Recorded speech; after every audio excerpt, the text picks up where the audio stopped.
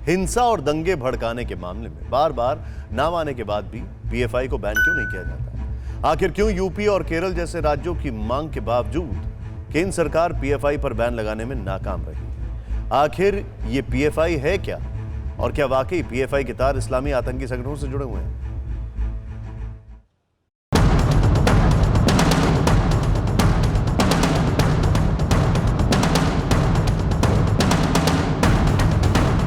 देश भर में हिंसा और दंगे का जिम्मेदार बताए जाने वाले पॉपुलर फ्रंट ऑफ इंडिया की स्थापना 14 साल पहले केरल में हुई।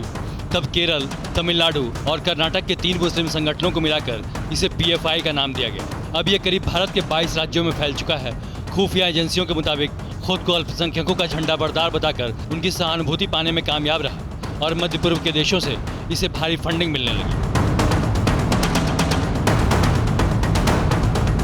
आधार मजबूत होने के बाद पीएफए ने अपना हेडक्वार्टर केरल के कोझिकोड से दिल्ली शिफ्ट कर लिया। पीएफआई हमेशा से ये दावा करता रहा है कि उसका लक्ष्य अल्पसंख्यक समुदाय की तरक्की है, समाज के पिछड़े तबकों का विकास है।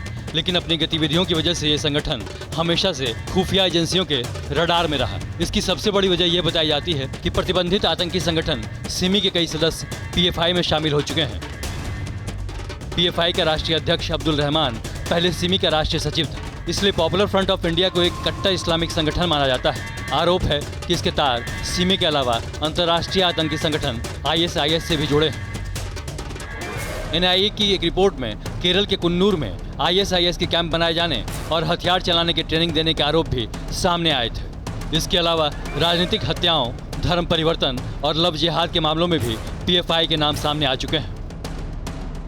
पीएफआई पर हत्या के 27, हत्या के प्रयास के 86 और सांप्रदायिक दंगे भड़काने के 106 मामले दर्ज हैं, जिसमें बेंगलुरु के आरएसएस नेता रुद्रेश की हत्या भी शामिल है। केरल में पीएफआई के 3 लाख समर्थक और 25,000 सदस्य बताए जाते हैं। पीएफआई की गतिविधियों से परेशान होकर ओमान चांडी सरकार ने 2012 में केंद्र से इसे बैन करने की मांग की थी, लेकिन यूपीए सरकार ने इस मांग को नजरअंदाज कर दिया। 1 साल बाद केरल सरकार ने पीएफआई के सालाना परेड पर पाबंदी लगा दी। 7 साल बाद सीएए के खिलाफ हिंसक प्रदर्शन और दंगे के बाद उत्तर प्रदेश सरकार ने भी पीएफआई पर पाबंदी लगाए जाने की मांग की, लेकिन कोई कार्रवाई नहीं हुई। हैरानी की बात यह कि खुद केंद्रीय गृह मंत्रालय पीएफआई के आतंकी संगठनों से साठगांठ के दावे करता है। एनआईए जैसी खुफिया एजेंसी इन पर आतंकी घटनाओं में शामिल रहने का आरोप लगाती है। बीजेपी के नेता चीख कर इसे आतंकी संगठन बताते हैं, लेकिन सिमी की तरफ पीएफए को भी बैन नहीं किया जाता है। आखिर क्यों? इसका जवाब खुद सरकार ही दे सकती है।